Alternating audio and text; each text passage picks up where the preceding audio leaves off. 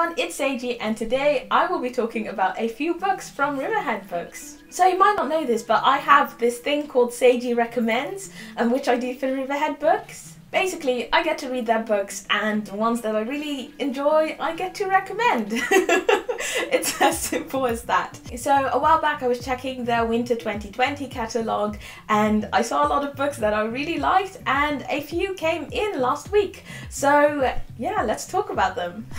So the first book is How to Be an Artist by Jerry Saltz. The back says that it's an indispensable book of practical inspiration for creative people. It has ideas, prompts, exercises and challenges that can help you ignite motivation, break through creative blocks and conquer habits. And it's really universal in the fact that it is for all types of artists, from painters, photographers, performers, writers. I myself am a painter and a sketch writer, so I'm very eager to read this.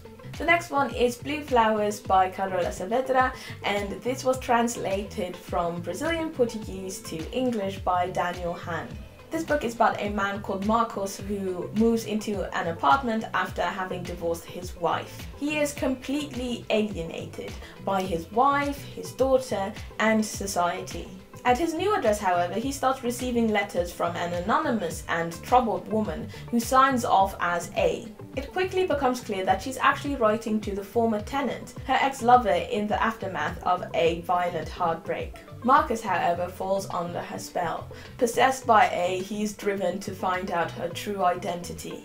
The book says that Blue Flowers is a dark portrait of desire, undermining accepted truths about love and sex, violence and fear, men and women.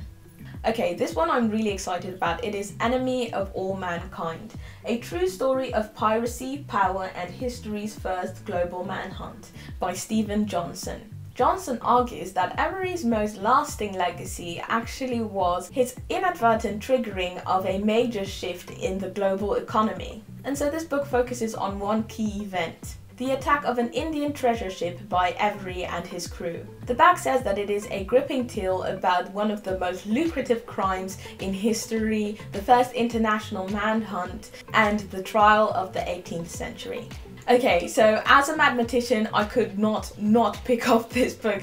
It is Humble Pie: When Math Goes Wrong in the Real World by Matt Parker. The title is quite self-explanatory. Basically, this book is the answer to every single time a kid raised their hand in mathematics class and asked, when am I ever going to be using this in the real world? Humble Pie covers mathematical mishaps involving the internet, big data, elections, traffic lights, even the Roman Empire, and much more.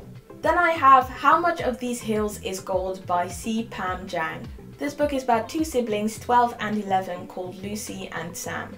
When their father dies in the night with their mother already gone, they are alone and on the run. With their father's body on their backs, they roam an unforgiving landscape, searching for a place to give him a proper burial. Besides that, the siblings have to battle their own secrets, the illusion of the American dream, and each other. The back says, set during the gold rush in a reimagined American West, How Much of These Hills is Gold is a haunting adventure story, an unforgettable sibling story, and the announcement of a stunning new voice in literature. The last one is Real Life by Brandon Taylor, and this one was actually recommended to me by my friend Paris from Paris Perusing. He said he absolutely loved it and he really wanted me to review the book, so obviously I couldn't say no. This book is about Wallace, a young graduate student from Alabama. He is at odds with the Midwestern university town in which he is pursuing a biochem degree. For reasons of self-preservation, he tries to distance himself, even from his circle of friends. Some dating each other, some dating women, and some feigning straightness. But then a series of confrontations with colleagues and an unexpected encounter with a young straight man conspire to fracture his defenses.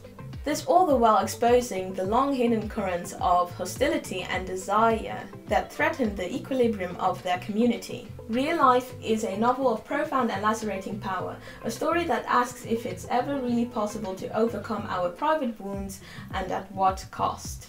Well, those are all of the books for now. I cannot wait to dive into them and start making videos. Thank you very much for watching. If you like this video, give it a thumbs up, subscribe if you haven't already, and I will see you in the next video.